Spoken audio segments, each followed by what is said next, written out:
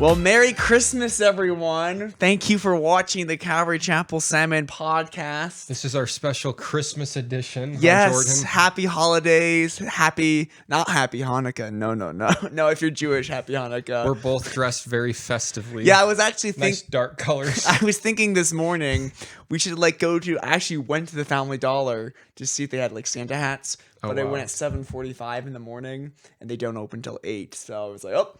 You just didn't wait. Well, I had class, so yeah. I'm surprised. I couldn't just sit in the parking lot for 15 minutes. I'm surprised you don't have a Santa hat. You seem like the kind. You seem like the kind. I mean, I have some Christmas festive attire, but Avery's not gonna allow me to ever wear that. So. Yeah. Do you want to tell us what it is? No. It's more than just socks, right? No, it's all sorts of different things, but that's okay. But today, Hagen, we figured since it's basically Christmas and we're just in the jolly mood, that we talk about Christmas. I think both of us would agree that Christmas is the most wonderful time of the year. Yes. And both of us have observed and realized that there are people out there that do not like Christmas. Sadly, tragically. And they try to use holiness or spirituality as the reason why they're not fans of Christmas. Yeah, which is the most annoying thing in the world. And it's the worst. There's a lot of ideas and myths that circulate this time of year, especially on Instagram or TikTok or YouTube shorts of these little things like, did you know, blah, blah, blah, blah, blah, Christmas is evil and you have no business celebrating it. So we figured today we'll just kind of debunk some of those things, right? Yeah, for sure. We'll give you all the liberty you need to understand that it's just fine for you to be celebrating Christmas. Amen. So, yes. It is. Yes. Yeah, without Christmas, it would be so lame this time of year. And as soon as Christmas is over, January, February, they're the worst. Just cold and miserable. But right now, man, it's wonderful. Well, you just say that because you like presents. Sure. Is that why? And I love Jesus. Okay. And I love all these fun Christmas things. Yeah. Today in my Bible class, I was trying to convince the kids that Santa was real. It's like, well, who delivers all the presents then? They're like, your mom. It's like, well, then who ate the cookies? My parents wouldn't lie to me. Yeah. So that's a fun thing to do. Gaslight people into telling them Christmas is real. Do you have or Santa's real? Christmas. Do you have what's their favorite Christmas memory? Mine or theirs? Yours. Well, now I am going to sound kind of selfish, but one year they got us have you ever heard of Playmobil? No. These little plastic figures. We got a Playmobil castle, and I just remember me and all my siblings playing this massive castle thing and just spending the morning doing that. Was it like a big deal? Yeah. Oh my gosh, Christmas is always way more fun when you're younger because you get these presents and toys that you can actually play with. And now it's like, oh, I got a phone. No one gets you toys anymore. Yeah, you just kind of get an iPhone. You just kind of okay, I'll spend the day setting up my new iPhone. Wow. And it's fun when you get these things. Even we got a Wii. That's fun because you can all play the Wii together and do these fun things together. So now Christmas has been ruined by iPhones. So, but some people don't even celebrate Christmas like you were talking about. Sure. And they do that for all sorts of silly reasons.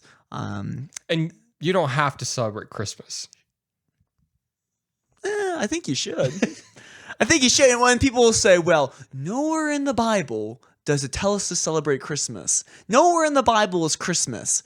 And that's kind of true, but also kind of not true, because nowhere in the Bible does it say we shouldn't celebrate the birth of Jesus Christ. We should, I would argue that we should celebrate the incarnation of Jesus Christ. Do you think the angels celebrated Christmas? Yes, they did.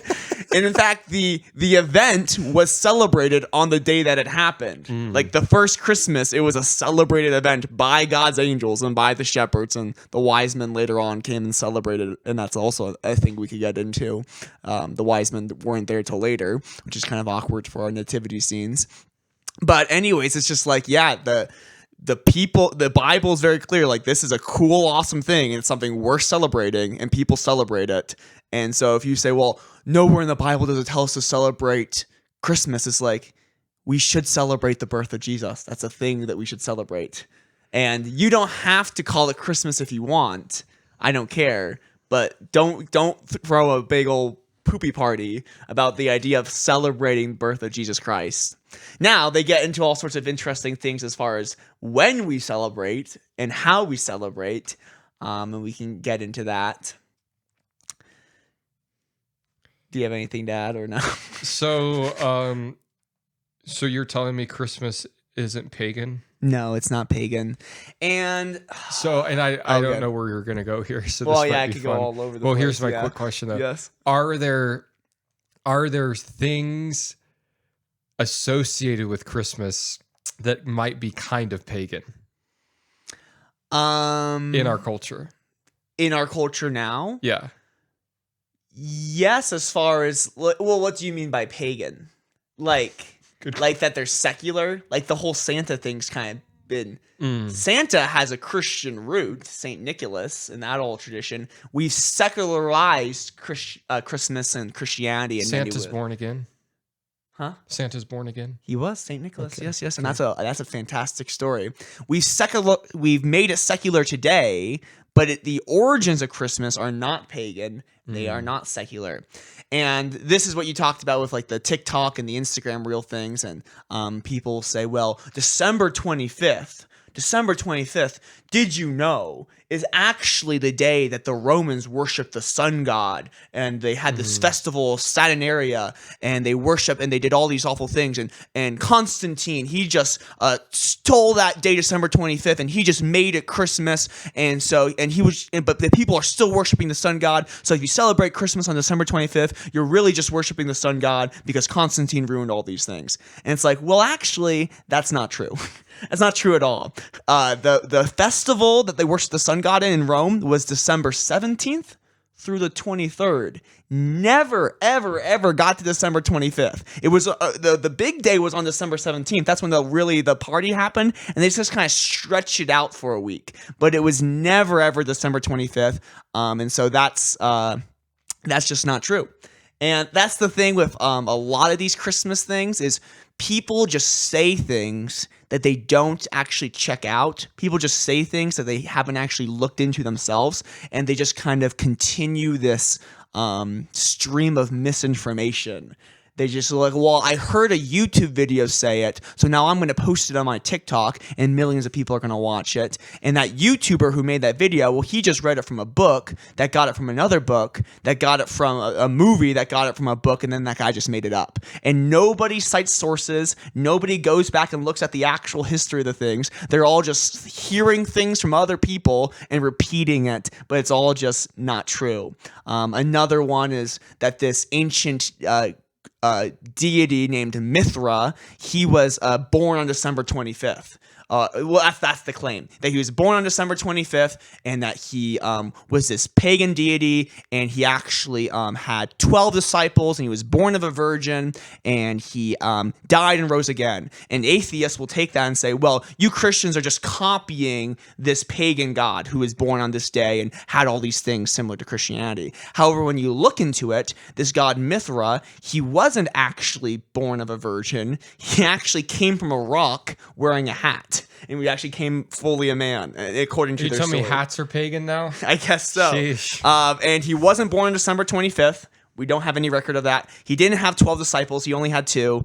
He didn't actually die. We actually have no record of him dying. And so if he didn't die, then how did he raise from the grave? And then people just, atheists or skeptics or people who hate Christmas will just spew this information. And it's just not substantiated. And it's annoying to me. And it really grinds my gears, Hagen. Does it? Really. Because Christmas is a wonderful, awesome thing where we're celebrating Jesus. And people just, throw out lies. Lies, Hagen. Lies. Sorry, I'm getting all fired up. They sit on a throne of lies. Yes. So, many of the traditions that we have around Christmas, one of them is the idea of the Christmas tree. And, this year I wasn't going to have a Christmas tree because I didn't want to have to decorate it and then take it down at the end of the season. And it's just like, I'll just get a picture of a Christmas tree and put it up on my wall and put some presents under it. But Jordan felt compelled that I had to have a Christmas tree. So when he went to get his and did the whole event of the Christmas tree gatherings, he got me one, a nice little one, little bit full, that I can put on a little table that I can put my presents under. And sometimes people will say, well, there's Christmas trees in the Bible from Jeremiah chapter 10, and it speaks negative against it. Real quick, let me read Jeremiah 10, 1 through 5, and they'll say, tell me if this sounds familiar. Jeremiah 10:1. And they'll be all sassy. Hear the word which the Lord speaks to you, O house of Israel. Thus says the Lord, do not learn the way of the Gentiles. Do not be dismayed at the signs of heaven, for the Gentiles are dismayed at them. For the customs of the people are futile. For one cuts a tree from the forest. Oh, wow. Did you do that, Jordan? Yes. The works of the hands of a workman with an axe. Did you use an axe? No. Okay. No one using an axe for a Christmas tree. That's ridiculous. They decorate it with silver and gold. Did you do that? No one uses actual silver and gold. They fastened it with nails. If you do, you're very well off. They fastened it with nails and a hammer. Nobody does that. So that it will not topple. Or they put it in a tree stand, we would say. Oh, gosh. And they're upright like a palm tree. They cannot speak. They must be carried because they cannot go by themselves. But then watch, he says, do not be afraid of them, for they cannot do evil, nor can they do good. Yes. So there was this practice that was going on of these Gentiles bringing in during this time these trees from the forest and setting them up and putting silver and gold on them and using them in the worship of their false gods. So people say that and they go, that sounds strangely familiar, Jordan, to what you're doing with trees around this time of year. And so therefore, Christmas trees are pagan or evil, and you shouldn't put one up.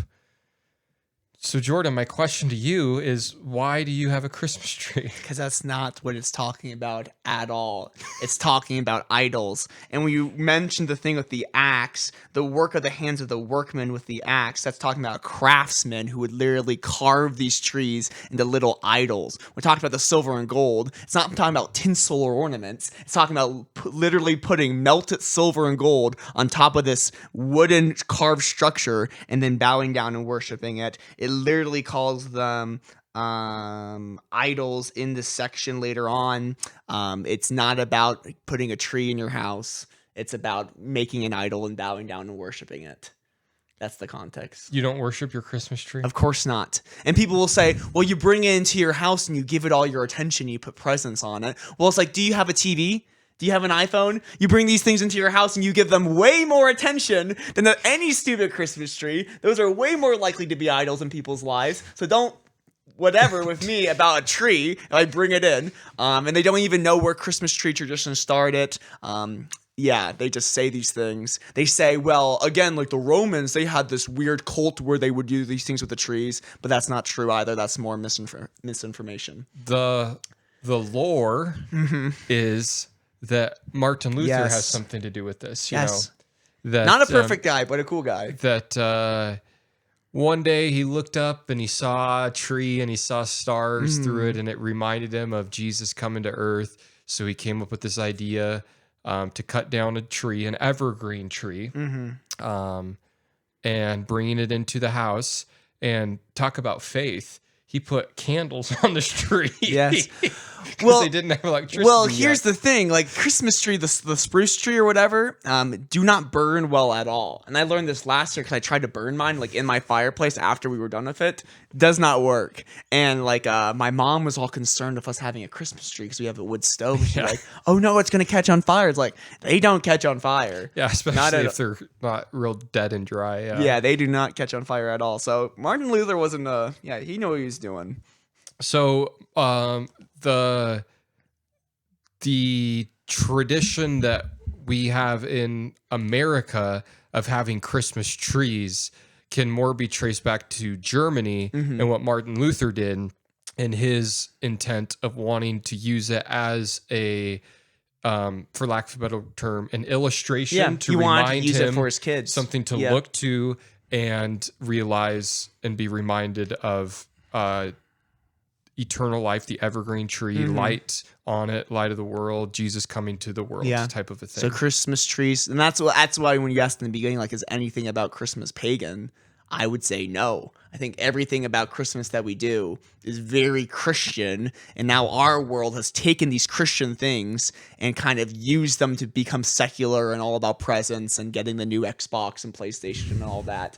But in the Christmas, the lore of it is all very Jesus Christ, he's born, this is what we're celebrating. Right. There's not some hidden secret where they're actually worshiping all these false gods. So to be clear, Christmas trees are not biblical. No. But that's okay. Yeah. You're taking something to remind you, to represent Neither is driving a things. car. That's right. Yes. Yeah. So we're taking any major event that took place in the Bible that literally changed time. Yeah. That literally changed the world. And we're celebrating it. And we're using things, traditions. These are traditions to remind ourselves of what it is we're celebrating. Yeah. And if you don't want to have a Christmas tree, that's fine. I'm not going to go around and force you to have I forced you to have a Christmas tree. I gave you one. Thank you. But I'm not going to do that with everyone. Yes. If you want to be a Grinch and not celebrate Christmas, that is okay. You can. You have the freedom to do that. Good. So tree is a tradition with Christmas. People will go to presents. I'm not sure where all that came from. And here's the deal. Well, it's obvious that like any holiday in America, commercialism runs with it. Sure. Yeah. Hallmark runs with it. You know, it's all fine. But the thing about these things is you get to make it what you want to make it. So if you're concerned maybe about having like a family or having kids and you're thinking, you know, I don't want to do the whole Christmas thing because I don't want them to just be self-centered, or I don't want them to be, you know, just about getting things. It's like you set that. Yeah. So you can make it about a time of giving. You can make it about a time of, before we open presents, we read the Christmas story from the Bible. Like, you get to make those traditions and make it what you want it to be about. So. Yeah, exactly. I think I have no problem with people saying, like, we're not into the whole Santa thing. Avery's family wasn't into the whole Santa thing. My family really wasn't. Like, here's the thing that I think I will say. I think it is kind of weird for parents to actively try to deceive their children into believing that Santa's real. And I think that can cause some damage to kids. And spiritually speaking, because if you think about it, it's like, oh, this big man who gives us like this guy who like gives us presents and like he's mystical. My parents told me he's real, but he's actually not. And then kids can like equate that to God. Like, oh, my parents told me that this God guy is real, this Jesus guy is real, but he's actually not. And like later on in life, I think it can actually cause damage to kids. But yeah, growing up, like my parents, there was never a point where we actually believed in Santa. It was kind of like a fairy tale. Like, it was always very clear. Yeah, this is. Would you like go to the mall though and sit on his lap and ask for things, or no? Yeah, we did that a couple times. Okay. Yeah, but it was always just like, this is just a fun story because kids like fun stories. Kids know that Cinderella and the Prince Charming and the dragon, like, that's not real. It's a fun story. We don't have any problems with that. But for some reason, people don't like the fun story. It's Santa. It's just a fun story. And maybe if your child's basis of morality is based upon Santa putting them on the naughty or nice list, that's probably not a good idea. That's true. Yeah. You can definitely take it too far. How about Jesus is the reason why we should be moral, not that Santa's going to give you coal? Yes. Yeah. So so you can definitely go too far with this, like, in actively trying to trick your kids into believing he's real. That's weird. But like, just saying the fun story of like reading the poem, oh, Santa's on the roof and he's gonna give you presents, like, that's just a fun thing. That's fine. You can take it too far, but it's definitely just a fairy tale. And kids know when you don't try and deceive children, they know the difference between fairy tales and reality. Sometimes it blurs together for them, and that's okay. That's whimsical. That's part of being a child. But yeah, there's nothing wrong with Santa. Yeah. I think the gift giving thing probably came from the wise men giving gifts to Jesus. That's probably why we do that. Yeah. People would ask the question maybe, okay, then why do we celebrate on December 25th? Why is that a thing? And honestly, we don't know. We don't know why we celebrate on December 25th. Nobody knows. The people who claim that they actually know why we're doing this, they're lying. We don't know. We don't know why we do that. The people I've looked into it, the church fathers, they had 3 dates that they thought Jesus might have been born, and none of them are December 25th, which is kind of awkward because I like December 25th. All of them are just different days throughout the year. And so it's like, okay, then why did we choose December 25th? Well, an idea, and this is just an idea, we're not sure, is that the Jews believed that a prophet would be conceived on the same day that they died. That was a common belief for the Jews. And it might not be true. It probably isn't true, honestly. But that was what they believed. And so Jesus, he died on what holiday? Well, he died on Passover, and that's somewhere in March, the idea, March 25th, depending on the calendar. And so it's like, okay, well, Jesus died on that day. He must have been conceived. Mary must have gotten conceived of Jesus on that day. Okay, so then what's 9 months from March 25th? Well, it's December 25th, so that must be Jesus' birthday. So maybe that's why the early church fathers or someone said, okay, this is the day we're going with, and that's why we celebrate on December 25th. Hagen, doesn't matter the day in particular? Nope. No, but it's still, like, that's a fine day to do it. But it's got to be winter when you celebrate Christmas. Yes. And people will say, and this is kind of also gets me fired up, people will say, well, it couldn't have been December 25th because, and they sound very smart when they're saying this, there were sheep in the field. There were shepherds in the field watching the sheep. We know the story, very famous. And if it's winter, the sheep can't be in the field. And my question to them is, where else are they supposed to be? Yes. They didn't have these massive barns back then. These are just like these little tribes. Bethlehem's this little city. They didn't have massive barns. They would have to keep the sheep somewhere with all their flocks. And also, if you go to the Middle East during December, or you just go to Southern California during December, it's actually not that cold.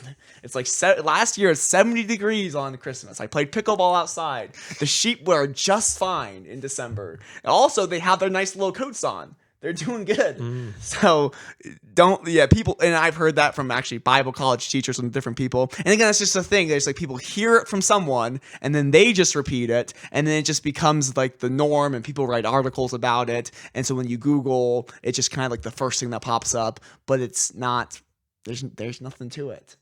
So that's just another thing that's like, yeah, he could have been born on December 25th. Do we know for certain? No, but it's a perfectly fine date to choose. Sure. And it's very reasonable that actually is the day that he could have been born. That's right. Yeah. What else you got there? Anything? Well, are you done? Are you done talking about Christmas? No, not at all. Let's see. There's a lot of weird stuff with like Mary that we could maybe talk about. Because people believe that, well, Mary, she was a virgin. That's kind of a big deal. And there's a whole bunch of stuff that you could go into with like the idea of like how sins passed down, and Jesus was obviously born sinless. But Mary, she was a virgin, and then some people believe that she was actually a virgin for the rest of her life. Mm-hmm. They believe that. And that's kind of silly because Luke talks about that not being the case at all. Luke chapter 2, I believe, talks about how, correct me if I'm wrong, or if you, because I got this from you, Hagen, but this idea of like Joseph didn't know his wife or have relations with his wife until after Jesus was born. And so if you just read the gospel account of Luke, it's clear that Joseph and Mary had relations after Jesus was born and then would have other children. In Matthew 1, when it talks about the birth of Jesus in Matthew 1, it says, it specifically says how, well, let's just look at it. Yeah. Because I was just reading it this morning. Oh. So there's only 2 places in the Bible that have the Christmas story, if you will. It's Luke chapter 2 and Matthew chapter 1. And the end there of Matthew chapter 1, it tells us Oh, this. yeah. Well, verse 18, he says, "Now the birth of Jesus Christ was as follows. After his mother Mary was betrothed to Joseph, before they came together, she was found with child of the Holy Spirit. And when Joseph, her husband, being a just man and not wanting to make a public example, was minded to put her away secretly. But while he thought about these things, behold, an angel of the Lord appeared to him in a dream and said, Joseph, son of David, do not be afraid to take to you Mary, your wife, for that which is conceived in her is of the Holy Spirit. She will bring forth a son. You shall call his name Jesus, for he will save his people from their sins. And all this was done that it might be fulfilled, which was spoken by the Lord through the prophet, saying, Behold, a virgin shall be with child and bear a son, and they shall call his name Emmanuel, which is translated God with us. And Joseph, being aroused from his sleep, did as the angel of the Lord commanded him, and took to him his wife. And he did not know her till she had brought forth her firstborn son, and they called his name Jesus." So that would imply that he did not know her till they had a son, that afterwards. And obviously throughout the Gospels, we see that Jesus has brothers and even sisters, and that sometimes surprises people. That the thing is with these things is this idea comes from the Catholic tradition, obviously, but there's no reason why Mary needs to be a perpetual virgin. There was a reason why Jesus needed to be born of a virgin. There's no reason why Mary needs to stay a virgin after Jesus' birth. Yeah. None. In looking up stuff for this, they only believe that because, and this is interesting, some of the early church guys, the early church fathers we call them, they read this book called The Gospel According to James, and in that book, The Gospel According to James, it talks a lot about Mary and how she's a virgin forever. And they believed it. However, later on, they all realized, oh, wait, this Gospel According to James was written not by James. It was written way after James died, and it's full of a bunch of fairy tales and things that aren't true. But the stigma to the tradition of, oh, Mary must be a virgin forever, just kind of stuck with it. So just kind of this, like, again, it's like this false idea that people heard, and they realized, oh, well, and they just kind of stuck with it. And there's no basis to it at all.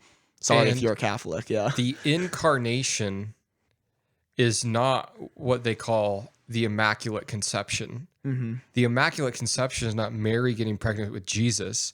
It's Mary. The Immaculate I don't know if Mary's you know parents, about this. Yeah, it's Annas Mary's or whoever, parents, which is very interesting. Yeah. And they get that from, and this is weird.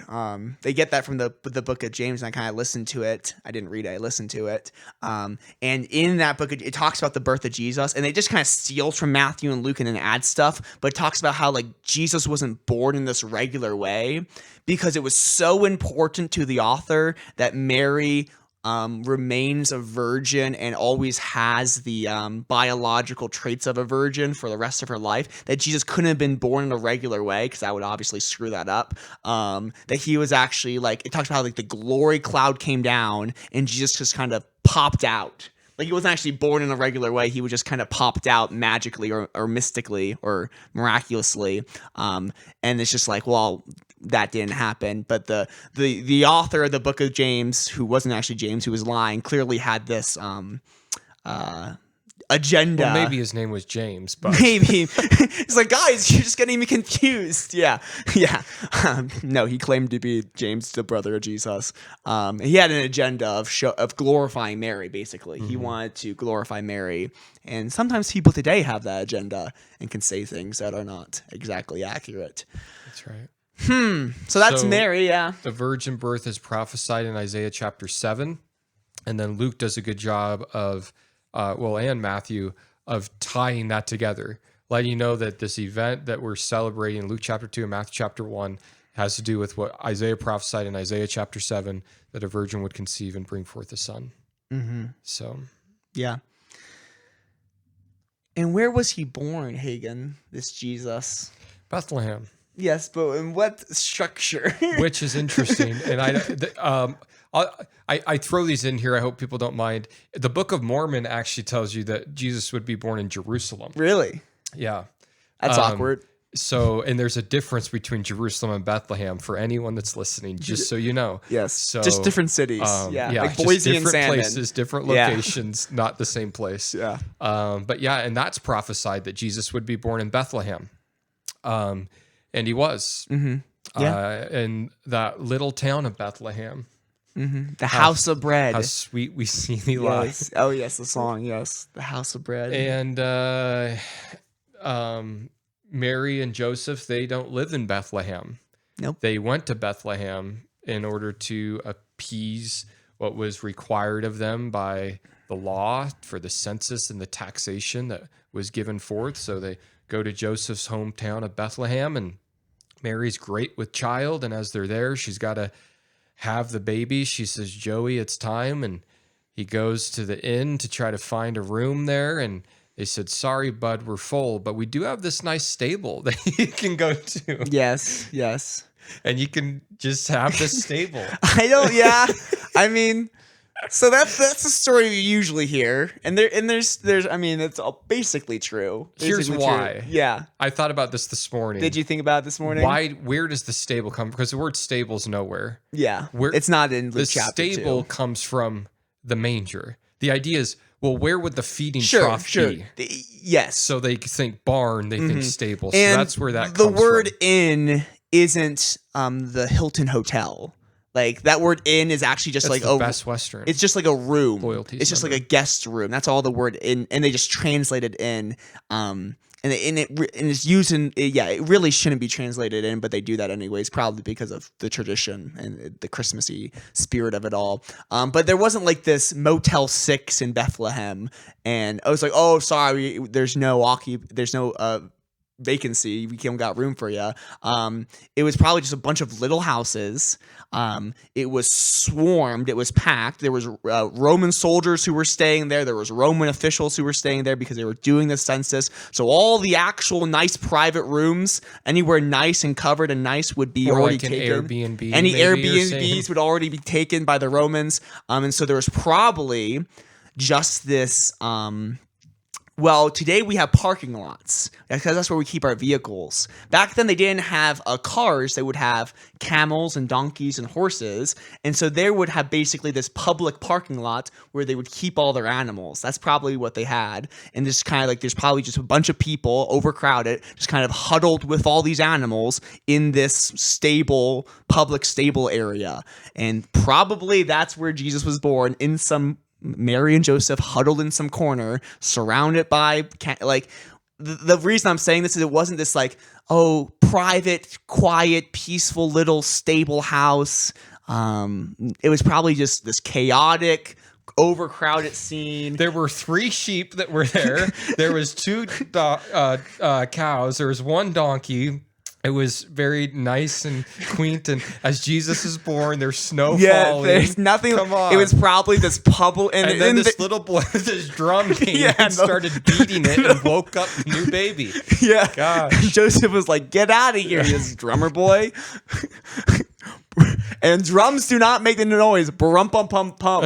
That's not what drums make. But anyway, yeah. So the picture is probably this like overcrowded public stable, other people just kind of huddled around, minimum shelter from the wind, minimum shelter from the cold, bunch of animals, and there's Mary and Joseph, probably young 18, 19, 17-year-olds, and they're just huddled in this corner, and that's where God himself chose to enter the universe.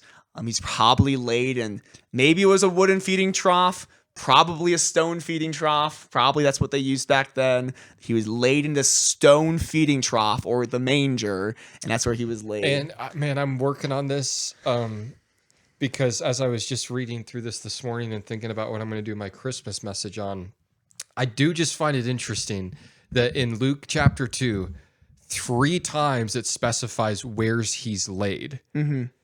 She wraps him and lays him in a manger, and then 2 other times, and then the sign of the shepherds is, this will be a sign to you. You'll find the babe wrapped in swaddling clothes, lying in the manger. 3 times in that short section. it's Jesus in the manger. Mm-hmm. And I'm still thinking through the very heavy significance of that, but there's a reason why it's not just briefly mentioned. It's over and over. This is where he's at. This is where he's at. This is where he's at. Yeah. So if you really want to shock people this Christmas and start some interesting discussions, just say Jesus was born in a parking lot. Because that will really get people going. Because that's kind of what Jordan the modern knows this. No, because he knows it gets people going because that's what he says, and it really gets. People yeah. People get it. Yeah, me and Bobby had a whole sort of discussion about this. But yes, he was born in most likely our modern day equivalent of a parking lot. If by parking lot you mean a place where they keep animals, which sounds an awful lot like a what?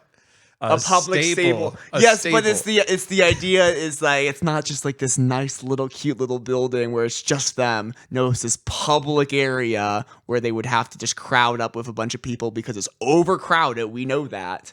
So that's why I'd say that a parking lot. But we can move on from that. That's okay. And then the wise men come, right? Jesus is in there, the drummer boy's there, and then the wise men come, right? Matthew chapter 2. Yep. They bring him gold, frankincense, and myrrh. Yeah. Interesting thing about the wise men, they were most likely from the Persian Empire. And that's kind of interesting. They were the wise men from the East. And it's kind of cool when you go into... Just a minute. We have a guest. Hey, would you like to be live on our podcast right now? I'd love to. Wow. Well, you're talking and everyone can hear you. How are you? Wonderful. How are you? We're doing our Christmas special. What's your favorite thing about Christmas, Dane? The time that I get to spend with my family. What a good answer. That's so good. Well, we're just debunking myths about Christmas, and we're getting close to the end here, but I'll call you back. Is that cool? Are you homesick? Mm-hmm. Okay. I'll call you in a bit. Cool. Bye.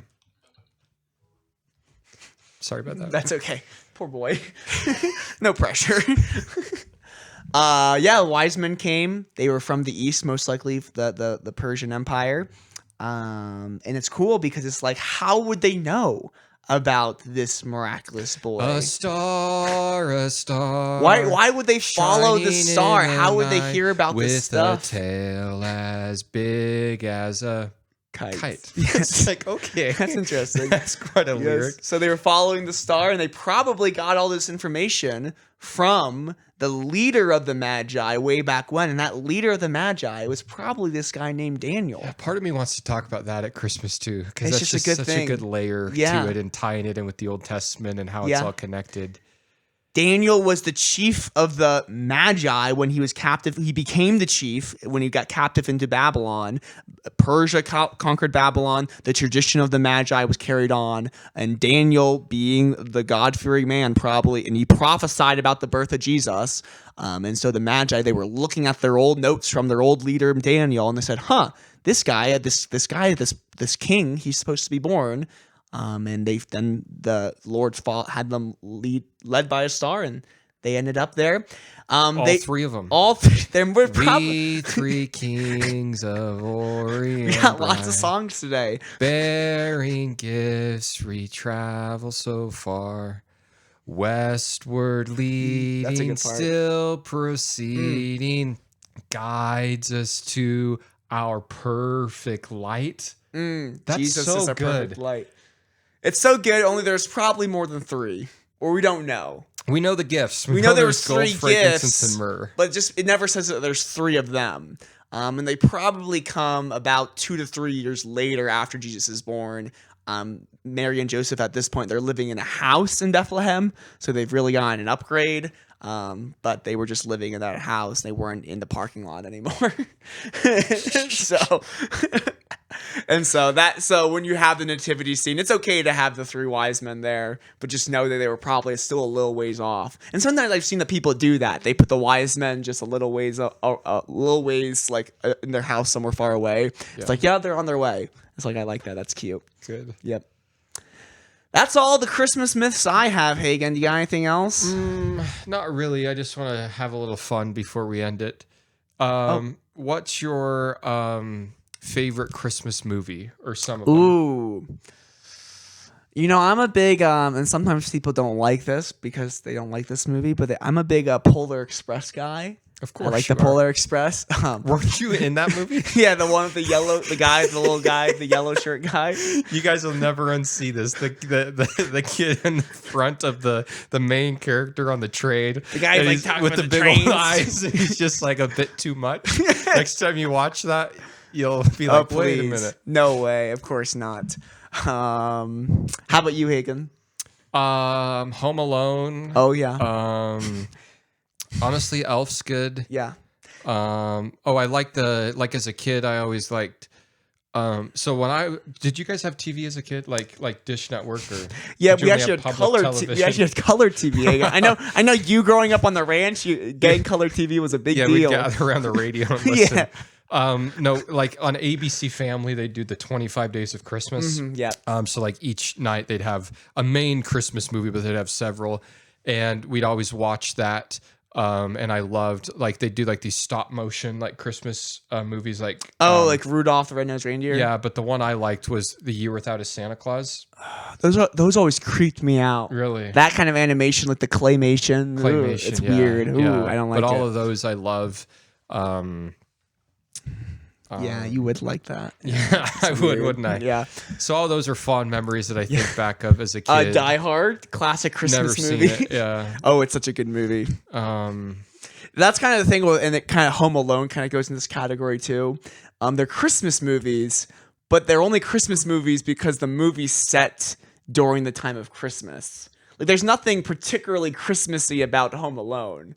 Like, there's nothing about he a kid realizes that that he loves his family and that they love him, and all it took is some separation to That realize has nothing to do And with Christmas. He encourages the guy next door to apologize to his son so that he can have a relationship with his granddaughter. That has this nothing is all to do- very redemptive theme, Christmas. Sure, it's family, it's redemption, but it's not. It just takes place during Christmas, especially the second one. Like, it's a Christmas movie only because it takes place during Christmas. Like in the Hotel Plaza in New York. And there's a Christmas tree, so it has to be a Christmas movie. Yes. It's like, okay. And And in Die Hard, they're having a Christmas party, so it must be a Christmas movie. And it's like, okay, sure. But Favorite Christmas songs?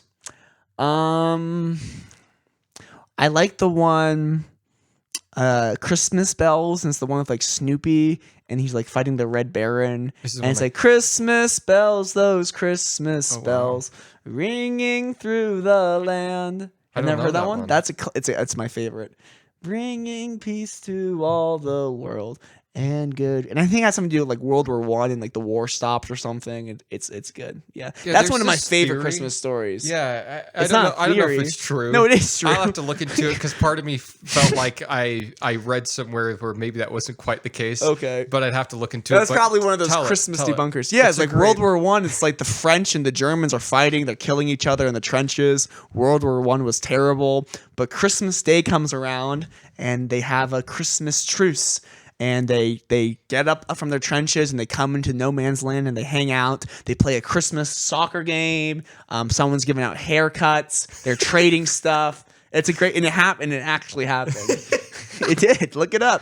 I will look. And back the into general, that. this is interesting. The generals actually had to pull back all like the people who were on the front line and replace them with different soldiers because they were worried that there would be too much like goodwill between the two sides. Like they wouldn't want to kill each other There's anymore. no room for goodwill in war. Yeah, they wouldn't want to kill each other anymore because they're like, oh, like you're a person and like I'm a person and like what are we doing? Just shooting each other because someone told us to. Like that kind of opens their eyes. So they're like they had to replace all those people on the front lines.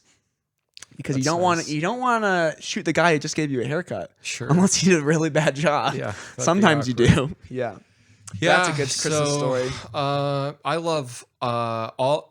I don't know that there's a Christmas song I don't love except for Christmas Shoes. Oh, my dad hates that one too. Yeah, I'll that's- send this to my dad. Yeah, That's the he dumbest song ever. yeah, he hates it. Sir, I want to buy these. It's just catchy, too. shoes. Yeah, it's From my way too much. mama, please. Yeah, there's a lot of really bad Christmas songs. I want her to like and even the ones that aren't real Jesus-y, like the one that's famous in Home Alone, "Rocking Around the Christmas a Tree." good one. Like it's just great, and like those people that are singing it, like all the Ben Crosby ones. That's just I'm I'm dreaming. That's a good one. You just listen Michael to that. Bublé. He does Yeah, a I know good you job. love Michael. I love yeah. my Michael. I just like driving around, and it's hard right now because there's no snow on the ground when we're recording this. At least, hopefully, by the time this drops, there's snow on the ground. Yes. But when we're recording, there's still no snow. But if it's just a little snowy, and you're just in your truck, and it's warm, and you're just listening to this music, and the lights are out on the town, it's just a wonderful. fond memories for sure. Yeah. So Mary, did you know? I like that one a lot. Of course you Some would. people don't like that one because it's like, yeah, she did know. It's like, yeah, she did know that her child was a big deal and like the Messiah, but like she didn't know all the stuff. So like, there's still some truth to it. it's a fun song. Yeah, it's a good I don't song. like it Yeah, se. you and my wife. because we're singing to Mary. Okay. Whatever. Well, some about songs, Jesus, some but we're songs we singing sing to to Mary. ourselves. You don't mind the songs that we sing to ourselves? Come on, my soul. Oh, don't you get shy on me. Lift up. That's what you're singing to you. You're gonna sing to you. Might as well sing to Mary. Well, it's biblical. Like I proved the other night, to sing to yourself, to hype yourself up in that way. There's not real much biblical to sing to Mary. But Oh, please. We're not singing directly to Mary. Mary, did you know that your baby We're singing boy? about Mary. You're in this singing it's about called Jesus it's to called Mary. poetry. It's called art. You're allowed to take a license there. Oh, okay. Yes. Do you pray to It's her? called Do you being pray to her? creative. Be creative in your prayers and pray to Mary. Be artistic in your prayer life. Artistic, yeah. Mary, did you know? Hey, Mary, did you know? Let's see. Do you have like food around Christmas that really like you Do think I about? have food around Christmas? Like to me, there's like maybe like cranberry Sprite or Christmas something. ham. Thinking about like cranberry Sprite. I do love my Sprite or, cranberry. Like cheese balls. You know, Oh, you like just, those, those cream fondue cheese. not fondue boards. You know what I'm talking. Yeah, we're talking about the same thing. yeah, just like all that kind of stuff. charcuterie boards. Yeah. Yes. Yeah, yes. I'd never used the word, but yes, that's what that is. Charcuterie board. Yeah, those are good. All that kind of stuff just makes me think of. Yeah. I mean, Christmas. Christmas and Thanksgiving kind of tie together in my mind. I think Thanksgiving's just pre-Christmas. Honestly, that's all it is. Is that all it is? It's just like we're just getting ready for Christmas. hey, Yeah. So. that's good. And people are like, you shouldn't listen to Christmas music before Thanksgiving. And it's like, well, I'm going to do it anyways. I don't care what you say. There's enough good stuff. And yeah, it can last me for 2 months easy. There you go. Yeah. Wow. So what are you going to do this Christmas, Hagen? Tell the people. Well, I'm going to do 2 Christmas Eve services, Nice. one at 4 and one at 6 here at Calvary Chapel Salmon. Now it'll be on Tuesday night, right? Tuesday Yeah. evening, December 24th. We're going to have candles. We're going to have some sort of treats. You know, Cookies or last something. year we did Krispy Kremes. I remember that. Yeah, Avery and I drove out to Missoula and got 1,000 Krispy Kreme donuts. That was crazy. Yeah. This year I don't know that we'll do that because you're not here and I don't Yeah. want to have to drive to Missoula that day. But I think I'll get a little something special from Safeway. Oh, wow. You wouldn't like it. Their donuts? I don't like Not their just donuts. their donuts, their cake donuts, which, I have a terrible relationship with those things. Literally, it's like... I think I like their it's cake a donuts better sickness. than their regular donuts. It's a sickness. I'm literally addicted. I've dreamt about this kind of thing before. That I'm over in the donut section getting donuts. And every time I go to Safeway, it's like this thing where it's like, I'm not even going to walk by over there. I'm not even going to go. And like, I'll like make eye contact just to see if like those ones that I like are still there because I go at night. And if they're still there, I'll be like, I have to get them. And then I don't get one. I always get 3. And as soon as I get to my truck, I just open up that white bag and I just start numbing them down. And it's so unhealthy. And it's like this weird psychological Does thing. your nutritionist know about this, Sammy? No. Oh, man. So then I lie about it. It's like not healthy at all. You right? lie about It's it? like an addiction. So I'm going to get them for Christmas for everyone and me. So you can just really indulge eat yourself. them without you can guilt. you can justify it. Eat them without guilt. Wow, that's yeah. great, Hagen. They're just so good. The blueberry ones. Yeah, with the those ones are glaze good. on them. Yeah. I do like those cake donuts, yeah. Wow. Well, that sounds like a good time. But you're gonna be back east. Back in Philly. This is going to be... Because I wasn't home for last Christmas. I don't think I was even home for the Christmas before that. So this is going to be my first... I'll be home for Christmas. You can count on me. Hey, please have snow and mistletoe underneath the tree. Did you say please have snow? That's what they say. Please Trees have snow. I thought it was leaves have snow and mistletoe. Can you check that real quick before we end the podcast? Sure. Leaves have snow? Leaves have snow and mistletoe. I could But please have snow really? and mistletoe and presents under the tree.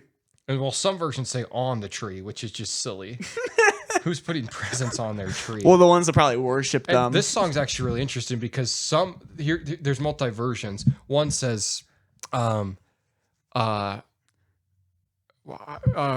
it real quick? If only in my dreams. No, leaves of snow, mistletoe, and presents on the tree. Christmas Eve will find me where the love light gleams. I'll be home for Christmas. If only in my dreams. I'll be home for Does Christmas. it say something about if the Lord allows, but then one says if fate allows. Yeah. Ooh. So yes. yeah. Yes. I'm not getting the full lyrics, I guess, but yeah. If the Lord allows is the proper term. Of course, not the fate. We don't care about the fates. That's right. That's pagan. Well, hope you guys have a great Christmas. Don't forget to come out to our Christmas Eve service, and our Wednesday night service on the 25th is preponed to the night before. Not postponed, just preponed. So don't come out on Wednesday night. And hopefully you have a good time. And here's the reality. And Jordan was kind of hard on you guys that hate Christmas. So I'll just apologize on his behalf a little bit. But here's the thing, and I thought about this once. The only memories I have of Christmas are fond. And not everyone is like that. That's true. So maybe you didn't have a great childhood. Maybe nothing you have to remind yourself about Christmas is good. Here's the thing, though. You can make Christmas good now. Yeah. And I would challenge you to do that. If you don't have fond memories of it, you can start them today. So. And we're not celebrating your birthday. That's right. Yes. Sorry. It's literally a birthday party for Jesus. That's what it is. Yes, it is. He gets the biggest birthday of the year. Everyone sings to him all the time. Yes. So yes. So and that's probably what you'll do at the Christmas Eve service. Well, if Larry Wade is there, he will. Larry will Yes. sing happy birthday to Jesus. Yeah. So that's good. Which feels a little sacrilegious to me, but I That's tolerate okay. it. So. Yeah, that's good. Yeah. Cool. Okay. Well, thanks for watching, everyone. Hopefully this was helpful and good and jolly. Merry Christmas, everyone. See you later.